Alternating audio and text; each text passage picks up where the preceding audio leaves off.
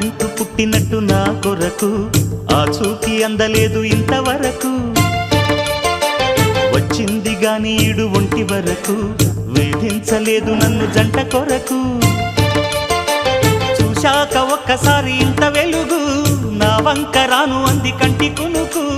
ఈ అల్లరి గారడి నీలీల అనుకోనా నీ పేరు ప్రేమ అవునా ఇవాళే నిన్ను పోల్చుకుందా